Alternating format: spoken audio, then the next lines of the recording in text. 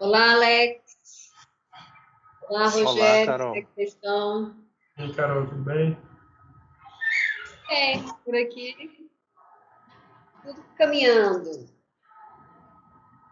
Hoje nós vamos conversar, eu e o Rogério vamos conversar com o Alex, professor de filosofia, Belo Horizonte, né? Ouvir um pouco o que ele tem para trocar, assim, são sobre esse momento, né? Da suspensão das aulas presenciais e algumas instituições optaram por suspender e continuar as aulas no formato online, remoto, digital, virtual. E a gente quer te ouvir, né, Rogério? Testar um pouco, Ciência. Alex. Eu acho que, é claro, pegou todo mundo de surpresa, né? Então todo mundo acostumado com o tablado, né? Você vai para a sala de aula, dá a sua aula, fala com os alunos, né? Tem essa coisa sensorial. De repente, vem toda essa necessidade urgente de mudar o meio, né? E aí pega todo mundo de surpresa. Aconteceu assim também na instituição que eu trabalho hoje, né? E em um primeiro momento, é claro que a tentativa foi de mais ou menos manter o mesmo esquema com o horário de aula e o professor ir lá e dar a sua aula e postar as avaliações no meio digital e assim por diante. Então, em um primeiro momento, eu acho que foi difícil para todo mundo, porque teve um volume muito grande de atividades, de aulas, né? Houve uma ansiedade generalizada. E, inclusive, a capacidade operacional também do ambiente que a gente utiliza começou a mostrar seus limites, né? Acho que não por causa dos limites técnicos, mas sim porque muita gente acessando muita atividade. Então, em um primeiro momento, realmente foi um pouco mais complicado. Aí se começou a fazer a discussão, né? Opa, espera aí, de repente a, a gente tem que pensar uma transição, né? Pensar como é que funciona de fato uma aula em ambiente virtual, quantas avaliações é preciso ter, qual a quantidade de material disponível para o aluno, né? De repente não é preciso tanta ansiedade, mas sim uma adequação, né? Então a gente está vivendo esse período de adequação, né?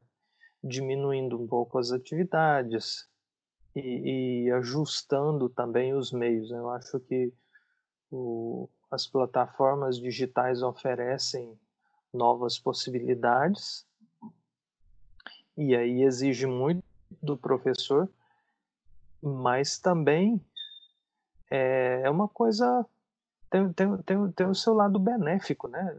Eu acho que fica mais dinâmico também. Agora, por outro lado, a gente não tem aquela segurança, né, de quem está do outro lado fazendo a tarefa, fazendo a atividade avaliativa. A gente não tem a segurança se é de fato o aluno ou se é um familiar. E por outro lado, é óbvio que fica muito mais aberto a consulta, né? Então, esses ajustes, essa discussão mais pedagógica está sendo realizada nesse momento, aqui para a gente, depois de 5 semanas, né? 5 semanas completas de trabalho no meio digital. Alex, eu queria entender sobre a realidade aí que você está inserido. Que você falou que está tendo esses ajustes, né? Mas as aulas estão acontecendo ao vivo, você é exposta, assim, como está essa dinâmica das aulas? No sentido, assim, né, de se mantiveram os horários que já estavam programados anteriormente nas aulas presenciais, ou foi feito ajuste tanto de duração, ou da forma de atuar, ou como que tem acontecido esse processo aí na escola onde você trabalha? Agora foram feitos ajustes, então eu vou pegar, por exemplo, um ano. Eu vou pegar, por exemplo, suponhamos que estejamos falando sobre o primeiro ano. Então, foi feito um ajuste da seguinte maneira: eu tenho que postar semanalmente uma certa quantidade de material, por exemplo, um recorte de uma obra de história da filosofia, eu posto em PDF. Eu procuro uma videoaula de alguém que deu uma boa aula sobre o tema, né? Uma videoaula do YouTube, e posto o link. Aí eu gravo também a minha videoaula. A minha videoaula, ela pode tanto ser uma só, e agora a gente está fazendo da seguinte maneira: eu coloco no YouTube, abro uma página na plataforma que a gente trabalha e coloco o link, né? Mas a minha aula virtual, eu tenho uma certa liberdade. Por exemplo, eu posso tratar de conceitos-chave dentro do que eu estou trabalhando no momento e postar aulas de 3 a 5 minutos, ou eu posso dar uma aula maior, né? E coloco. E em seguida eu tenho que postar uma atividade referente a essa aula. Aí é obrigatório que eu mantenha um horário de chat, 1 hora por semana, para todas as minhas turmas do primeiro ano. Então eu abro o chat dentro da sequência didática da semana e tem um horário que eu fico disponível 1 hora para tirar dúvida dos alunos. Então isso é obrigatório. É obrigatório eu postar o material, fazer uma videoaula minha, abrir um chat e colocar algum tema em discussão no fórum. E aí o chat tem essa delimitação de 1 hora por semana, aí foi feito um horário lá, aí começa, é como se fosse um horário normal de aula, né? Eu pego lá filosofia, segunda das 11h30 ao meio-dia e meia, por exemplo, né? A dinâmica está sendo isso. Agora, é claro que a gente acaba complementando com lives, né? Eu acho que as lives estão muito na moda pedagógica agora, né? Porque tem muito colega, e eu também me incluo um pouco nisso, né? Porque você grava lá sua videoaula, é você falando, mas você não tem nenhum feedback do aluno, você não sabe se ele entendeu, se não, o que é que ficou mais claro, etc. Então a gente acaba dando alguma videoaula também, né? Por nossa conta, para cada ano que a gente tem, né? Que a gente dá Entendi. aula. Para entender mesmo, e só contextualizando, você falou que trabalha com o pessoal do ensino médio, né? Primeiro, segundo e terceiro anos. Na escola aí, o período ele é semi-integral, ou assim, é só um período? Semi-integral. Ah, Semi-integral. Então, parte da manhã mesmo. Começa às 7h20 e vai até meio-dia e meio. certo. Que aí, muito provavelmente, esses outros encontros, outras atividades, vocês conseguem, às vezes, fazer também no contraturno, né? Essa parte que você falou, assim, de voo solo, digamos assim. A gente acaba trabalhando muito no contraturno. É até interessante porque quando eu paro para refletir um pouco, eu acho que aumentou muito a minha carga de trabalho nesse sentido da presença, né? Eu acho que é um aspecto que eu acho interessante, porque em uma escola, quando coordenador, chefe em geral te vê trabalhando, parece que ele fica mais tranquilo, ele te vê indo para a sala de aula, montando suas aulas, corrigindo prova e tudo mais. Então tem essa parte que ele percebe, né? Perceptível, visual. Você tem essa visibilidade. Agora, no meio virtual, causa uma certa ansiedade, né? Então, eu falei aí das atividades voluntárias, que a gente acaba fazendo atividades extras no contraturno, né? E também preparar uma coisa que eu estou acrescentando, né? A preparação das aulas, das atividades, das avaliações, pelo menos nesse início, não tem sido muito fácil, não é uma coisa rápida de se fazer. Você monta lá uma atividade com um questionário, 10 questões, por exemplo, variando os meios, VUF, múltipla escolha, arrastar e soltar, etc. Então, tem várias maneiras de você montar. Acaba que te toma muitas horas do dia para fazer isso, mas isso não é perceptível, porque não tem ninguém te vendo fazer isso, né? Então, eu tô achando interessante porque a gente está trabalhando meio que, digamos, 12 horas por dia, 6 dias por semana, né? No fim das contas, nesse primeiro momento, é turno e contraturno e é chat e aluno com ansiedade. A minha impressão é que, já também conduzindo para outro assunto aí, que você nem perguntou, me desculpe, né? Mas eu tenho notado uma dificuldade em manter os meus horários de estudo, né? Eu até penso que eu estou tentando, que eu preciso, eu estou tentando me reinventar, porque senão daqui a pouco eu paro de estudar, eu paro de pegar a obra e ler lá o autor e preparar, né, para a aula, vou acabar trabalhando, eu vou trabalhar em função de preparar as coisas, né, nesses meios digitais, né, e eu estou sentindo esse essa lacuna aí, né, daquele tempo que você, como professor, vai para uma biblioteca ou na sua casa, você pega aquela obra lá, tá na moda aí agora, no momento, a alegoria da caverna, né? Então, aquele momento de eu pegar o livro e ler para contextualizar, para trazer o assunto mais no detalhe para o aluno, com os termos técnicos lá em grego e tal. Esse momento está ficando um pouco prejudicado nesse momento, nesse início de trabalhos, aí, essa mudança radical do tablado para o computador, né? Isso está sendo Momento. assim. Você acha que é uma decisão acertada, diante da pandemia, continuar as aulas nessa modalidade de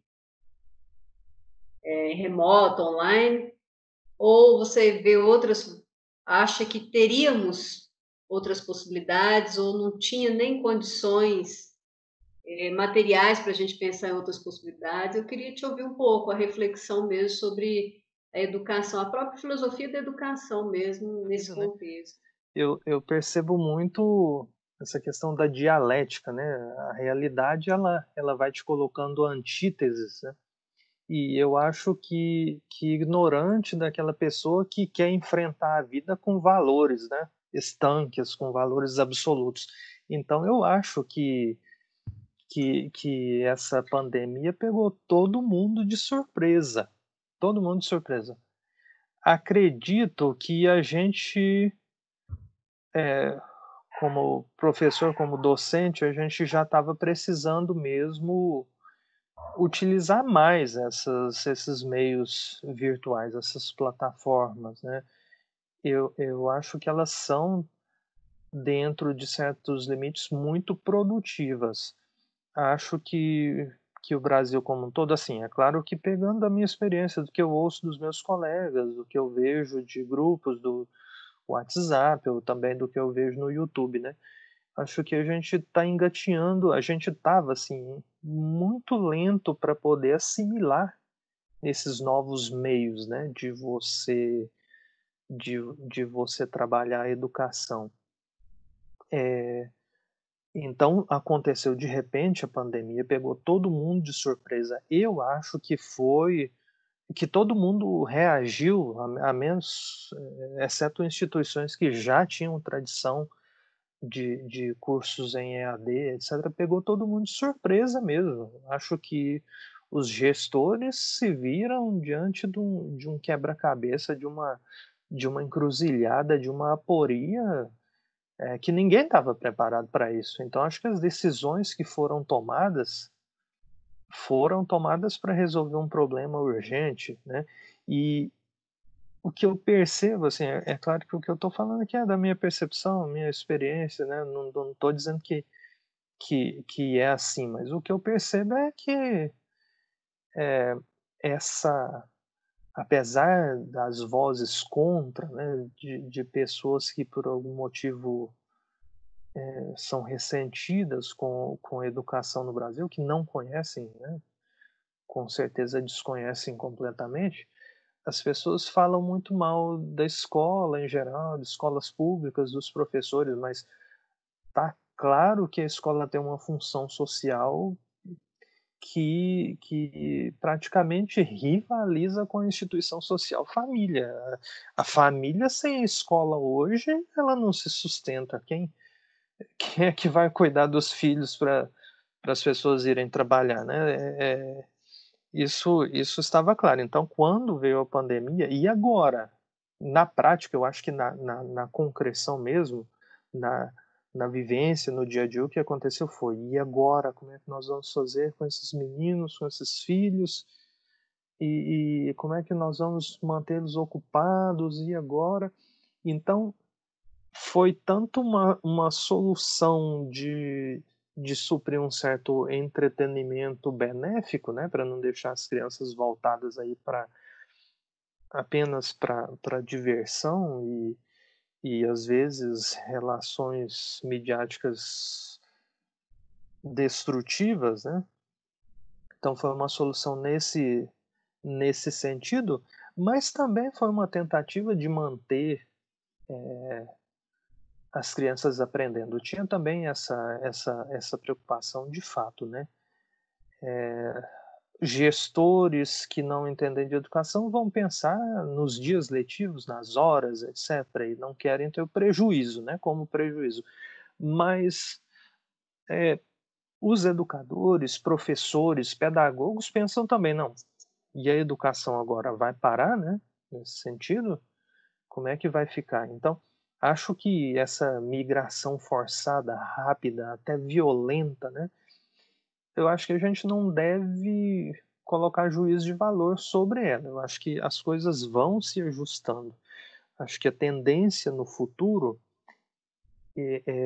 não não é acabar com a sala de aula. Às vezes tem gente que está com esse receio, né? Não, daqui a pouco as aulas vão ser assim. O colégio compra lá uma certa quantidade de aulas de química e exibe essas aulas por 2 anos ou até acontecer alguma descoberta nova, algum profissional que atualizou melhor as aulas, a gente compra outras aulas. Mas eu não acho que isso vai acontecer. Eu acho que vai ter um certo ajuste, mas pensando aí, você chamou, né, Carol, para questão da filosofia da educação, eu percebo que é muito séria e as pessoas percebem essa necessidade do contato do aluno com o professor, né? Que você não ensina apenas fazendo conta, né? Mas quem é você que está lá fazendo aquela conta? Você, além do know-how, da capacidade, né? Do profissional gabaritado que você é confiável? Então, acho que isso faz muita diferença, né? E, e- e existe um lado emotivo do aprendizado que ele é insubstituível, né? O aluno diante do professor que ele gosta, ele não vai gostar de todos, mas daqueles que ele gostar, ele vai ter um rendimento melhor. A mente diante de uma pessoa que você gosta, você confia, ela fica mais relaxada, né? Menos medo, menos temor, e aí se aprende melhor. Então, eu acho que esse contato, né, do aluno com o professor como contato humano, como contato ético, né, a, a presença também de uma pessoa impõe um certo dever. Então, eu acho que isso é insubstituível. mas fato é que a situação está forçando também os profissionais da educação, os professores, né, a se atualizar um pouquinho mais, né, a utilizar mais dessas plataformas, a tentar gamificar um pouco, né. Eu acho que isso também vai ser um resultado, né, quando a gente encerrar aí esse período do isolamento social, seja por vacina, seja por outro motivo, mas eu acho que vai haver um certo ajuste, né? Não vai haver uma polarização, acho que vai haver uma síntese, uma simbiose, né? Não sei como. Vocês tiveram capacitação, tiveram algum curso de inserção dos docentes no universo dos ambientes de virtuais de aprendizagem? Como que foi abrupto ou vocês tiveram um momento de capacitação? Nós tivemos momentos de capacitação. Basicamente, eu tenho participado desde 2018. Então, pelo menos um curso foi montado, no caso, né, a empresa que vendeu,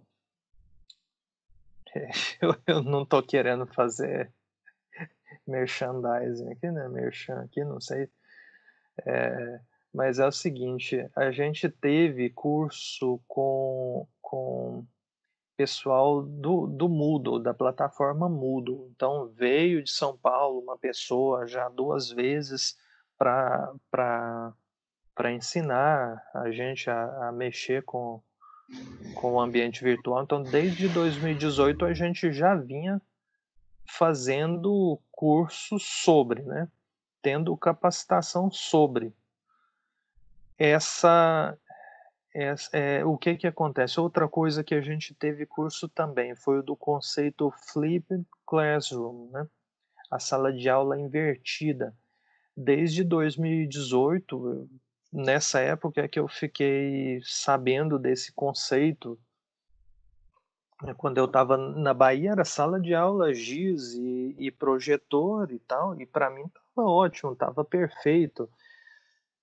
Eu estava, antes de me mudar de Paulo Afonso para utilizar com eu estava começando a mexer com a lousa mágica, né, etc. Mas que acontece? Esse conceito, já desde 2018 que eu estava lendo sobre ele, assistindo vídeos, né? Não, provavelmente vocês já ouviram falar, começou com professores norte-americanos que aprenderam, por sua vez, com os chineses, né? Os chineses, porque já passaram por uma... já passaram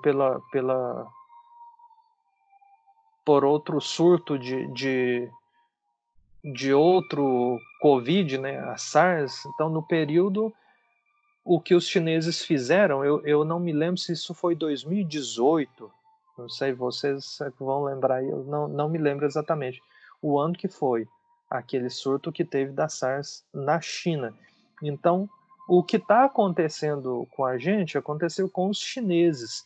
E o pessoal começou a estudar, né? Então, a sala de aula invertida, né, esse conceito que você grava, então, se você tem lá a sua aula da semana, você grava antes ela e disponibiliza na plataforma, o aluno assiste a aula, e quando você chega na sala de aula, você pode até dar sua aula de novo, não é problema. Mas, em geral, o aluno que já assistiu a sua aula, ele chega para tirar dúvida. Então, a gente já vinha trabalhando com a tentativa de implementação. É claro que tem professor que é super descolado, professor mais jovem aí, que pega as coisas muito rápido, que sabe programar, que vai lá e desenrola, faz tudo, aulas, atividades, faz gamificação. Tem professor que é muito rápido, mas o que? 10% dos professores são assim? Então essa transição, eu acho que ela é longa, e ela estava em processo na instituição que eu trabalho hoje, né? Então, a partir de 2018, a gente já vem recebendo incentivo para utilizar mais, né? Não só como repositório, mas exatamente como um conceito diferente de aula, né? O que, o que as pessoas que já me deram curso sobre esse assunto disseram é que na China, na universidade, por exemplo, pelo menos a maior parte das universidades chinesas, o professor vai para a sala de aula somente para tirar dúvida, né? Que a aula dele já está na plataforma, a hora que ele chega lá, ele aparece uma vez a cada 15 dias e ele não fica falando o tempo todo, né? Então até poupa um pouco mais o professor. Então, inspirado nesses modelos, né, os chineses primeiro, aí os norte-americanos, refletindo sobre os chineses, acabaram chegando a esse conceito de flipped classroom. Então, a gente já vinha estudando isso há algum tempo. Aí.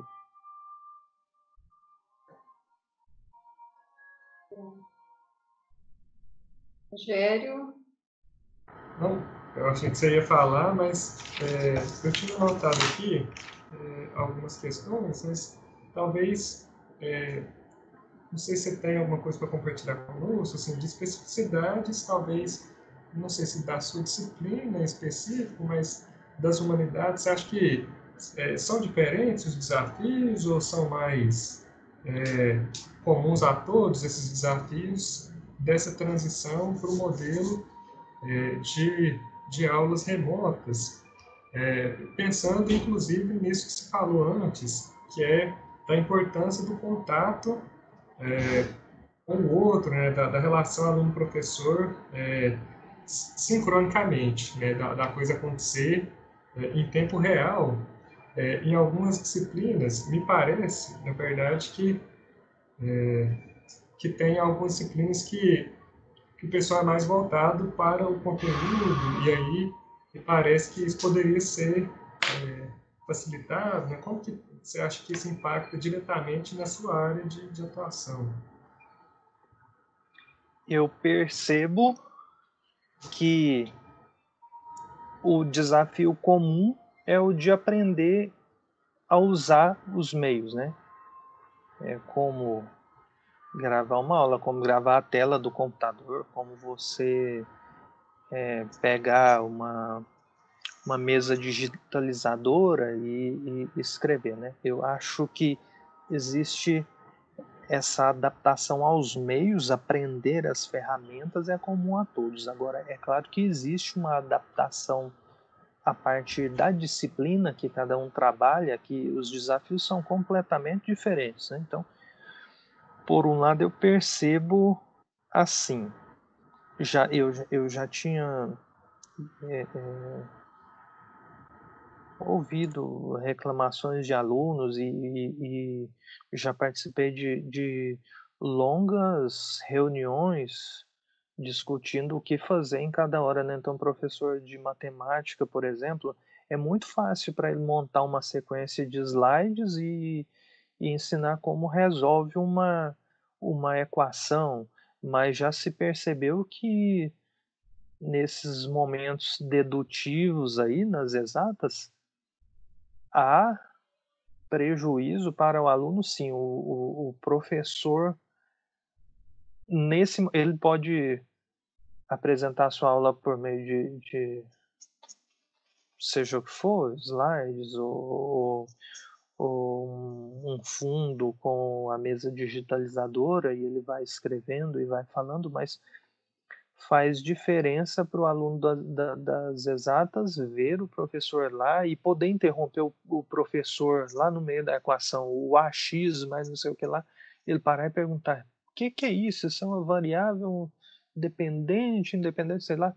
Então, eu acho que para o pessoal das exatas, assim, o que eu tenho percebido é que o desafio está em saber, em qual momento que eu vou ter que tomar mais cuidado, né, que talvez depois eu vou ter que repetir na sala de aula. E o desafio das humanas, por outro lado, nas humanas a gente está acostumado a falar muito, né, porque a gente coloca lá um conceito, né, que é o equivalente da função na física, não o equivalente, mas o semelhante, né, o da função na física, na matemática. Eu coloco o conceito está sintetizado. Então, justamente na explicação eu começo a falar. A possibilidade de ser interrompido também é muito importante para o aluno nesse momento, né? Porque não se trata somente de transmitir como informação, mas o professor vai também na explicação trabalhando ali como é que eu vou deduzindo uma noção da outra, etc e tal, o que é adequado, comparar o que não é, etc. Então acho que o desafio, acredito eu que o desafio para os professores, por exemplo, de literatura, né? Para o professor de ética, para o professor de filosofia, ele é um pouco maior nesse sentido. Por um lado, parece que é mais fácil. Você vai lá, pega um aplicativo que captura a sua tela, você coloca o conceito lá e você vai explicando. Até parece que humano seria mais fácil nesse sentido, né? Mas não. Eu tenho percebido que em humanas, ainda que você coloque lá o conceito, que você possa circular ou puxar setinha, etc e tal, mas é um desafio muito grande você imaginar onde é aqui que o aluno iria me interromper, né? Porque você pode até imaginar sem a experiência, mas você vai estar produzindo um certo chute, né?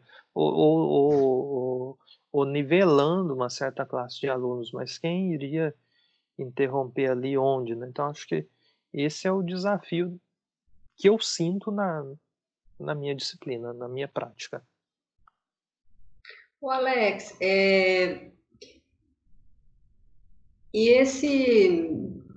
isso que nós estamos fazendo não é uma transposição, não é um automatismo do modelo da prática presencial para um novo ambiente, com outras especificidades, que é o ensino remoto, online digital.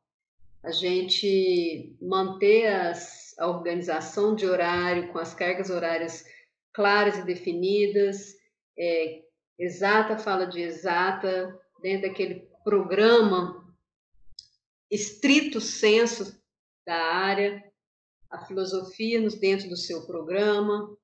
Nós não estaríamos colocando os alunos o tempo todo de frente para o computador, né? Um meio que não foi pensado, não foi incluído nesse planejamento do presencial. A gente veste o meio digital com o presencial. Isso a gente não corre o risco de chegar num caminho, num ponto que Carol, estou chamando de uma anomalia educacional. Né? Eu vou dar aula remota, mas toda construída dentro de um planejamento institucional para o presencial. Como que a gente pensa isso? Não é? Isso tem me incomodado muito, porque será que eu vou lá, gravo uma videoaula, posto, complemento com mais um material com um PDF, faço um questionário, e aí? E aí, né? Sim, concordo plenamente com você. Essa migração forçada, violenta, né? Ela, em um primeiro momento, foi muito irreflexiva, né? Foi um Deus nos acuda, para usar aqui um clichê, né? Então, basicamente, o que a gente fez foi: vamos continuar fazendo o que a gente estava fazendo agora nessas plataformas. E agora, como é que eu vou fazer? Tenho que aprender, mas o esquema básico continuou o mesmo. Eu acho que nesta semana que a gente está agora, para alguns é a sexta semana, para mim é a quinta, tem outros professores que é a terceira semana, mas o que eu percebo é que o pessoal está colocando a discussão agora, nesse momento. E aí, esses meios não têm modificado, não exigem uma modificação da mensagem, né, ou da maneira de se trabalhar? Ao invés de falar o que eu vejo os colegas fazendo, vou falar o que eu tenho percebido. Eu tenho pensado, por exemplo, e tenho colocado em discussão. Hoje, se eu puxo lá uma ferramenta Wiki, ela se torna, eu tenho achado ela mais adequada em alguns aspectos, né? Porque todo mundo está acostumado com participar, né? Até mesmo na Wikipédia, você vai lá, você abre a sua conta e começa a editar artigos. Isso é estimulante. Então, eu acho que nós estamos bem no meio, né? Começou há pouco, talvez, semana passada, mas já as pessoas já vinham se questionando desde o início, né? Não seria melhor a gente já começar agora a fazer uma mudança nessa direção, né? Não mais simplesmente continuar fazendo o que já estava fazendo agora em um outro meio, mudou apenas a ferramenta, mas agora começar a realmente repensar tudo, e isso vai dar um quebra-cabeça danado, porque fica mais difícil, o sistema de avaliação fica mais complexo, né? Se eu vou estimular, é claro que a meritocracia está muito enraizada na nossa cultura, então o aluno participa de um fórum, ele quer saber quantos pontinhos ele vai ganhar, porque respondeu 3 linhas no fórum. O que eu vou fazer? Eu vou lutar contra isso? Não, mas eu vou pensar como integrar isso. Então, eu acho que está aí, é um problema para a gente pensar, para a gente tentar dar nossas contribuições, né, mas vai ser um quebra-cabeça para a gente pensar como avaliar, o que seria mais adequado, quais outros meios seriam adequados para que tipo de tema, que tipo de objeto de conhecimento, melhor ainda, que tipo de capacidade e habilidade que nós vamos trabalhar, né? E começar a permitir essa recompensa, né? Tornar também essas participações somativas, né? Fazer com que elas sejam somativas. Então, eu acho que, de fato, o que aconteceu foi uma loucura muito grande. Não adianta, isso não adianta eu querer continuar com a minha postura de sala de aula em uma plataforma de um ambiente virtual de aprendizagem. Não adianta, isso é totalmente improdutivo. Vira uma loucura, porque aí a gente vai ter a tendência de descer conteúdo, né? A gente é conteudista, a gente acabou não assimilando muito bem essa questão das capacidades e habilidades, né? E aí a gente tem a tendência de descer conteúdo no aluno. Então, de fato, eu concordo plenamente com você, digo que isso é improdutivo, que não adianta nada, mas por outro lado eu percebo que as pessoas estão pensando, estão refletindo. Eu acho que é um problema que está aí para a gente pensar, para a gente testar, para a gente contribuir. Antes de tudo, acho que a gente não pode ter nesse momento medo de errar. Acho que é o caso em que o medo de errar é o primeiro erro, né, que a gente pode cometer. Então é testar, é tentar superar esse modelo estanque que a gente tem, né? Por um lado não pode acabar totalmente, mas por outro a gente de alguma maneira vai ter que fazer uma mediação aí, né? Chegar numa síntese de alguma maneira. Eu queria saber assim, se está tendo abertura assim, e diálogos entre os professores aí na escola onde você está atuando, porque realmente é um desafio, né? A coisa veio rolo compressor e aí cada um tem tomado as suas iniciativas próprias aí para ir adequando na sua própria matéria, os conteúdos, essa nova plataforma. E aí você tocou em alguns pontos que me chamam assim, muita atenção, né? Assim, como avaliar isso, ou como e eu acho que o como avaliar está muito atrelado de como que foi o processo de ensino. Então, assim, o tipo de avaliação está diretamente relacionado com o tipo de educação que eu tenho em mente, o resultado que eu quero ver depois. Né? A avaliação ela é fruto de um processo. Nem eu fazer o mesmo tipo de avaliação que eu fazia antes, se eu tiver mudado o processo, e nem assim, se eu estou mantendo o processo, na verdade, assim, quando mudou o meio, já mudou a interação, então, assim, isso tem que ser discutido, né? Tanto sobre o processo, quanto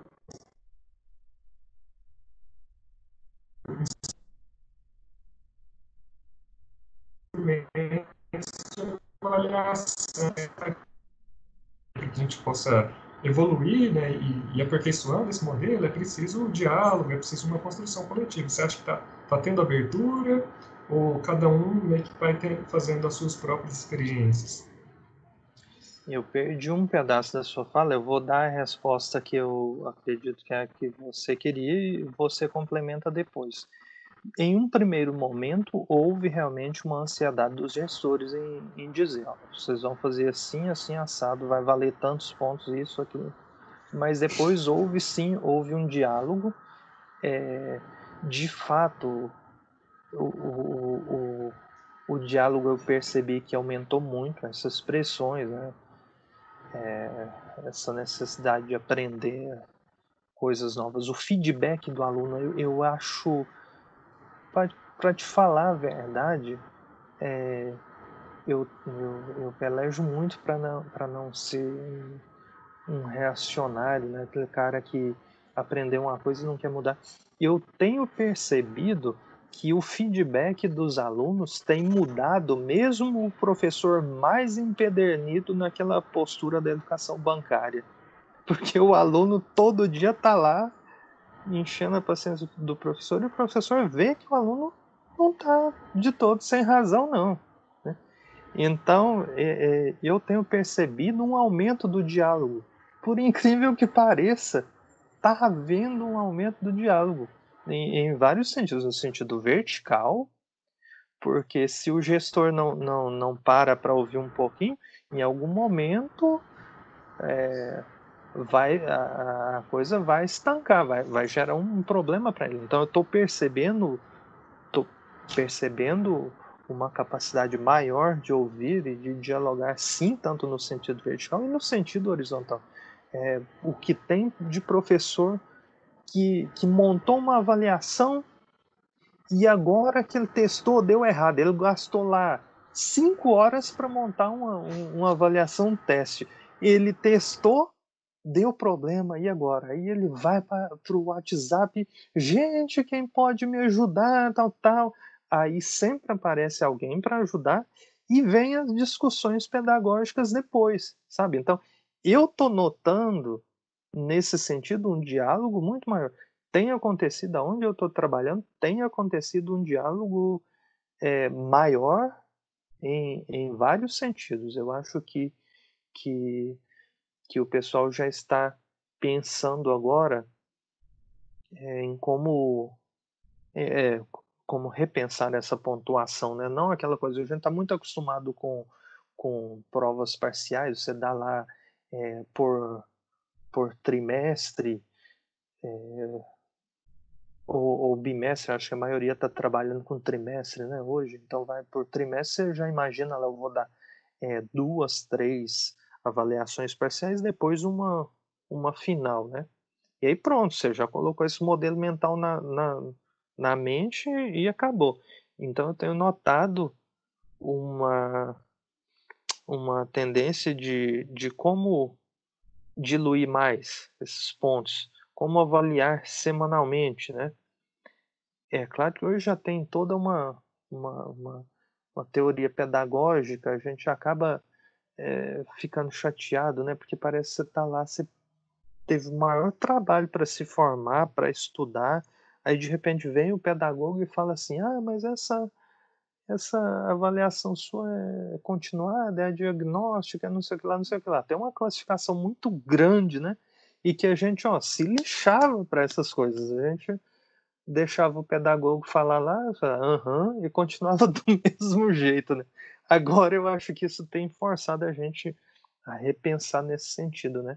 É, ter um modelo mais equitativo aí para você ir fazendo suas avaliações, sem deixar de ter aquela com uma maior pontuação, né, e tal, para que tem lá a sua função também, mas acho que acho que esse modelo está forçando a gente a fazer um planejamento muito diferente e valorizar de fato semanalmente, né? O que você faz, a cada texto que você coloca, que você lê, que você interpreta, que você tenta ali contribuir, facilitar uma capacidade de um aluno, você faz também uma pequena avaliação ali. Era mais ou menos isso que você tinha me perguntado, Rogério? Perfeito, é isso mesmo. Que bom que então está tendo é, maior diálogo aí, porque eu acho que é desse jeito que a tendência é melhorar e afinar, né, o processo. Tanto, e aí de novo, assim, uma outra parte que, mas eu acho que eu contemplar também, que é isso, né, o modelo de avaliação, ele tem, com certeza ele tem que ir sendo transformado, porque ele tem que casar com o processo de ensino que também está sendo transformado nesse momento de distanciamento, né? Mas é Eu isso. sei que nós estamos Carol? participando de várias reuniões e essa questão sempre volta, né? Você pensa que o ensino remoto, de fato, contribui com o processo? Até onde? Qual que é o limite do ensino remoto, né? Objetivamente na carga horária, né, nós temos 100%. Qual seria a porcentagem que nós poderíamos acreditar e nos utilizarmos das ferramentas digitais para não parar as aulas, para não cair no isolamento educacional, né? Qual o limite? Você me fez uma pergunta que eu acho difícil responder, eu acho difícil pensar nesses limites, né? Eu acho que nesse momento, por causa da questão do isolamento social, não tem muito o que fazer, não. Você tem que mandar ver e trabalhar lá mais ou menos o que você tinha planejado e tal. Agora, no futuro, aí sim eu acho que a gente pode repensar, né? O fato, o fato que eu acho que é uma questão de distinguir onde é que o virtual vai ajudar, onde é que ele vai atrapalhar. Eu acho que a gente está em pleno processo para poder depois sentar, olhar para trás e teorizar sobre isso e fazer essas distinções, né? Eu não saberia te dizer nesse momento. O fato é que eu acho o seguinte, eu acho que existe um limite ético para a educação.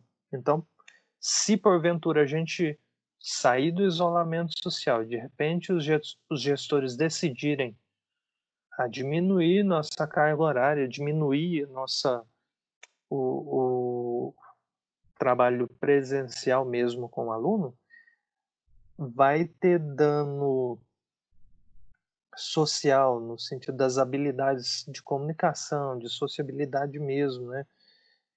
Com certeza vai ter problemas éticos, né? Terão problemas éticos maiores e políticos também, né? Porque todo mundo percebe que é muito fácil quando você está diante de uma tela, você vai falando, você fala um tanto de coisa que não queria, você olha um tanto de coisa que não queria, que não era o caso ali, às vezes, para um tema que você está estudando, e você também não tem muito essa dimensão, né, que a gente acaba discutindo na ética, né, às vezes há críticas, mas eu não vejo como usar um outro conceito ainda. A gente ainda não criou um outro conceito, né? Talvez o Heidegger com o Dasein, né? Mas nós não vamos ficar falando Dasein aqui, que vai espantar todo mundo para a nossa discussão, né? Mas essa dimensão do outro, eu acho que o limite que esbarra é isso, né? É aquele problema, se o aluno for educado totalmente em casa por meios digitais, bota lá o fone, ou sei lá, o que for, o equipamento, ele não importa, mas sem estar ali na presença do outro, sem perceber. O professor hoje chegou um pouco mal-humorado, o professor hoje ele está bem vestido ou está mal vestido, e hoje é o dia do lixo para o professor. Professor, assim, assim, assim. Isso sem falar que depois que você deu uma aula sobre um tema específico, vai chegar alguém no final da aula e vai te perguntar uma coisa. E aquele aqui para também não eu fiz falei de um conceito filosófico, vou agora falar também algo para o Rogério, né? Chegar o aluno ali vai perguntar, professor, mas e aí, o que o senhor acha, o capítulo, a capítulo mais o Bentinho, tal, tal. Eu, o que a gente vai saber é que, para muitos alunos, faz toda a diferença essa resposta que o professor deu ali para ele depois que acabou a aula, faz uma diferença enorme na vida dele. Então, eu acho que esse limite da ética da presença, por assim dizer, a gente não pode romper com ele. O que a gente pode é trazer aquilo que de bom pode ter para incrementar a parte informacional da educação, mas esse contato aluno-professor ele é insubstituível e ele é problemático mesmo se ele não acontecer. A gente vai gerar uma sociedade de pessoas realmente, digamos assim, para usar um velho conceito, alienadas politicamente, né? Idiotas mesmo, né? Fechadas nos seus próprios círculos sem ter uma noção dessa ética que me impõe a presença de alguém.